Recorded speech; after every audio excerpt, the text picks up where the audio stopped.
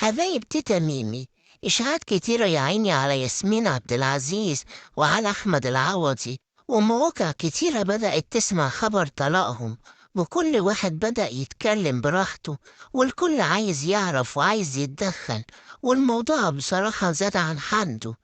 من فضلكم حبايبي اشتركوا في قناتي وفعلوا الجرس عشان يوصلكوا كل جديد من نصايح وحكاوي تميم الجديدة.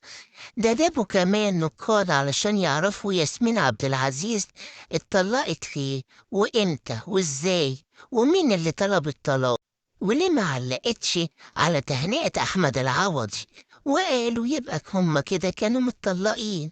وقالوا ياسمين ليه ما حضرتش العرض بتاع فيلم أحمد العوضي، ويقولوا أكيد كان فيه مشاكل علشان كده ما حضرتش. وقالوا في مرة ياسمين شالت الصور كلها لأحمد العوضي، وأحمد العوضي لم الموضوع، ليه ما لمش المرة دي؟ وكمان قالوا ليلى عبد اللطيف هي كده بقى تبقى بتتنبأ صح، وكل اللي هتقول عليه يبقى تمام، والناس تصدقها وتجري وراها.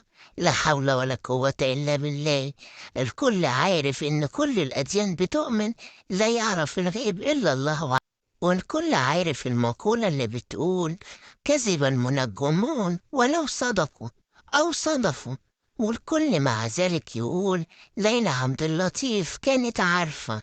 وكمان بيقولوا يمكن ليلى عبد اللطيف عاملة لهم سحر أسود، واللي طلع كمان إشاعة إنه خانها وعارف واحد عليها.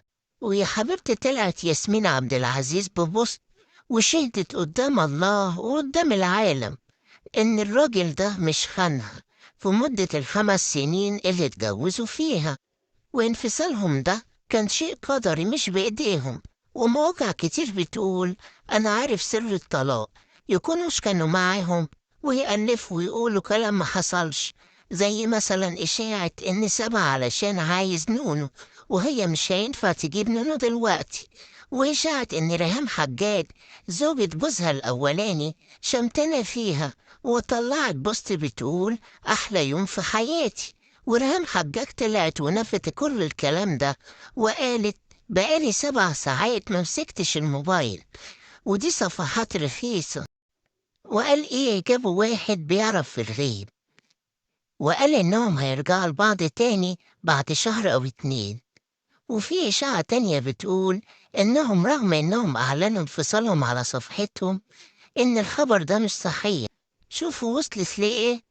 وقالوا إن كان في خلاف بينهم في مسلسل ضرب نار، وكانوا بيتعاملوا بالنت، وكان أحمد العوضي كان بيتكلم بالنت في عدد المشاهد وفي الكلام. أما النقاد قالوا إن ياسمين عبد العزيز اسم معروف في الوطن العربي، وهي أكتر من أحمد العوضي نجومية، ومش عيب ولا حرام إن هي تدعم جوزها، وإن جواز أحمد العوضي من ياسمين عبد العزيز دي فرصة ليه، وهو كسب كتير من جوازه من ياسمين، وإن استفادته من ياسمين أكتر بكتير من عمر الشريف لما اتجوز فاتن حمامة. ونصيحتي ليكم حبايبي، الحقيقة إنهم اتطلقوا وقالوا اللي عايزين يقولوه، ومش عايزين تدخل أكتر من كده، والله يكون في عونهم من كتر الإشاعات عليهم. ونصيحتي للي بيقول إشاعات، دع الخلق للخالق، عندك كلمة حلوة قولها، ما عندكش بلاش. وإن عجبكم الفيديو حبايبي اشتركوا في قناتي وفعلوا الجرس عشان يوصلكوا كل حكاوي ونصايح تميم الجديدة.